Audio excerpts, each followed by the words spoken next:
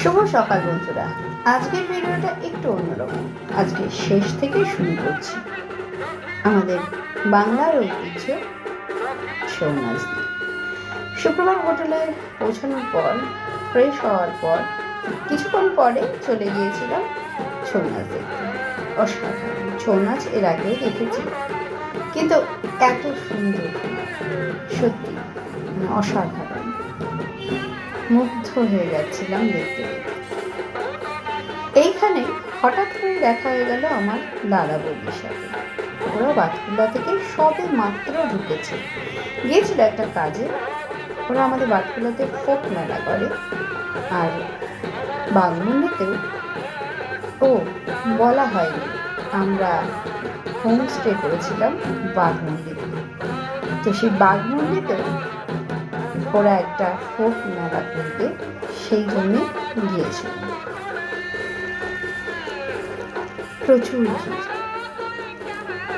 কেউ বসে কেউ দাঁড়িয়ে দেখছে। কখন যে সময়টা কেটে গেল বোঝা গেল না। তার মধ্যে হঠাৎ বৃষ্টিও কিন্তু পড়ছে। এদের গানের কথা, নাচের তালে কোনো কিন্তু মিল নেই, কিন্তু তাও কি অদ্ভুত সুন্দর লাগছে। এই যে দেখুন, এই যে মহিলা বলা যাবে না, এই যে মানুষটিকে দেখছেন, কতগুলো হাঁড়ি মাথায় নিয়ে উনি নাচ করতেন। এবং শেষ পর্যন্ত জানতে পারলাম উনি বাগমুন্ডির একজন জনপ্রিয় মানুষের পুত্র। ওখানকার বিধায়ক হোক বা কেউ, আমি সেই মুহূর্তে শুনতে পাইনি, কারণ তখন দাদা বৌদির সাথে কথা বলছিলাম। পরে আমি জানতে পেরেছি যে উনি একজন জনপ্রিয় মানুষের ছেলে। একটা এত বড়, উনি এত পপুলারিটি থাকা সত্ত্বেও উনি এই যে প্রফেশনটা করছেন, এটা সত্যি। আর অদ্ভুত সুন্দরভাবে ব্যালেন্স রেখে 3-4টে হাঁড়ি মাথায় নিয়ে উনি নাচ করছিলেন। সত্যি অসাধারণ লাগছিল দেখতে। আমাদের পুচকি মামায় একটু ভয় পাচ্ছিল ওই মুখোশগুলো দেখার জন্য। এই যে এইবার চলে এসেছি পাখির পাহাড়ে।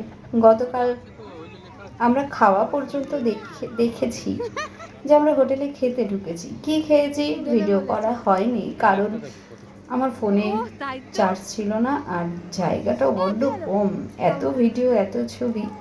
যাই হোক, এই এত সুন্দর জিনিসটা ভিডিও করা না করে থাকতে পারি। যখন গাড়ি থেকে নামলাম, এই যে সূর্যটা, একেবারে পাগল হয়ে গেল। তার সাথে ওই গাছটা অসাধারণ। পাহাড়ে চড়ার অভিজ্ঞতা আমার বহু বছরের পুরনো। না, বিয়ের আগে কোনোদিনও আমি পাহাড়ে চড়িনি। আমাদের বাঙালিদের যেমন ঘোরার জায়গা দীঘা, পুরী, দার্জিলিং, তো তার মধ্যে দীঘাতেই বিয়ের আগে যাওয়া হয়েছে, আর শান্তিনিকেতন। যা ঘোরা যা কিছু সব কর্তামশাইয়ের দৌলতে। পাহাড়ে চড়ার অভিজ্ঞতাটাও ওই কর্তামশাইয়ের দৌলতে, কারণ কর্তামশাই ট্রেক করে।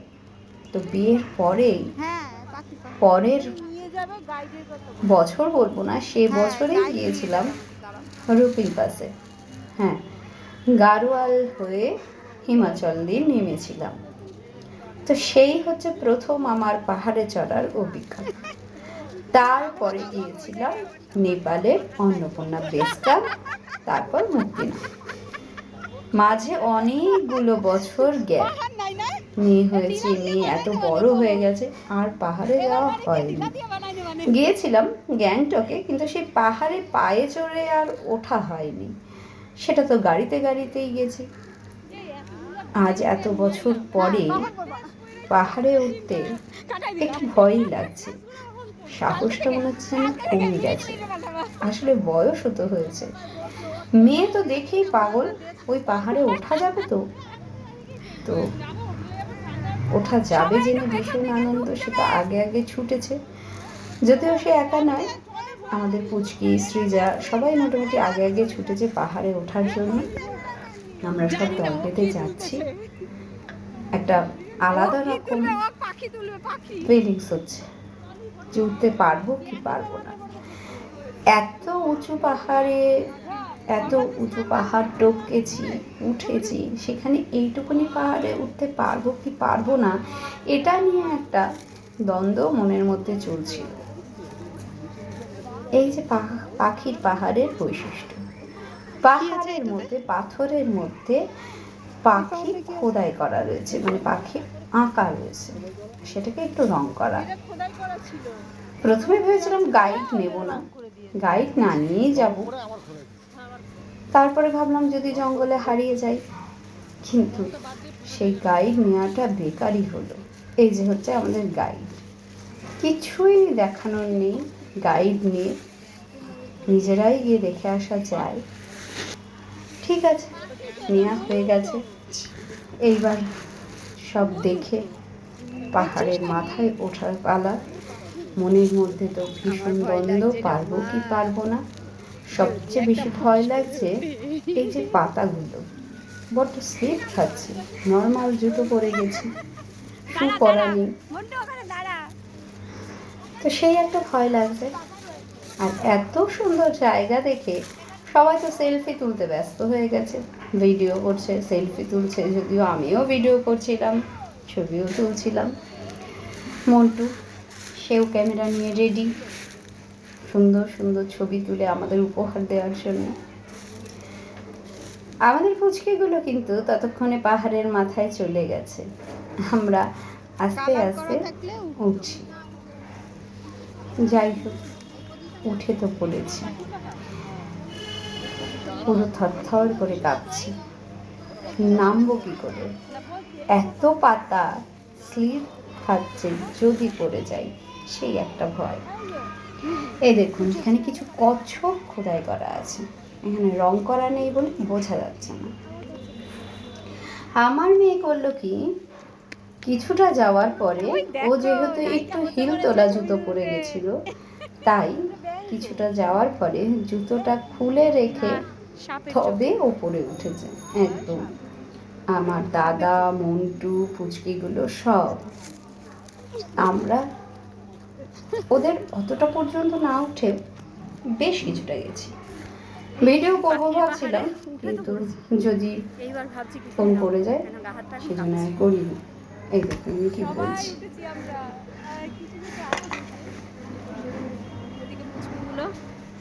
ওই ওপরে গিয়ে, এই যে ওপরে গিয়ে বসে আছে, হাত পা কাছে, কিন্তু ঝুঁকে ঝুঁকে উঠে পড়েছি প্রচন্ড পরিমাণে। এখানে এটাই বলছি যে এত দূরে তো উঠে চলে এসেছি, কিন্তু নামবো কি করে, যা পাতা, পিছল খাওয়ার ভয়, সেটাই ভাবছিলাম আর বলছিলাম। ওই যে আমাদের পুচকিগুলো ওপরে, দাদা, মন্টু সবাই। যদিও কিছুটা আমি গেছি,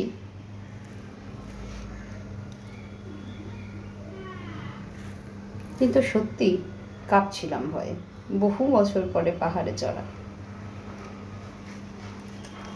এখন তো একটু ভারীও হয়ে গেছি আগের তুলনায়।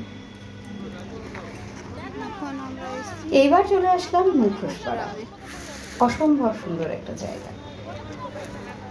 আস্তে আস্তে আমাদের বনমল্লিদা বলছিল প্রচুর মেঘ করেছে, দেখতেও পেলাম আমরা যে প্রচুর মেঘ করেছে, তাই আজকে আর মুখোশপাড়া যাওয়ার দরকার নেই, আগামীকাল সকালবেলায় নিয়ে আসবো।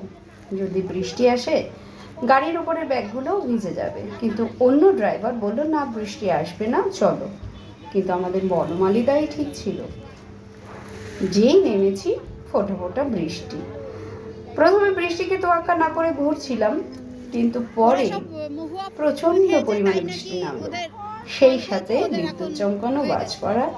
অগত্যা গাড়িতে উঠে পড়লাম, ব্যাগ কিছুটা ভিজে গেল এবং ফিরে আসলাম হোটেলে।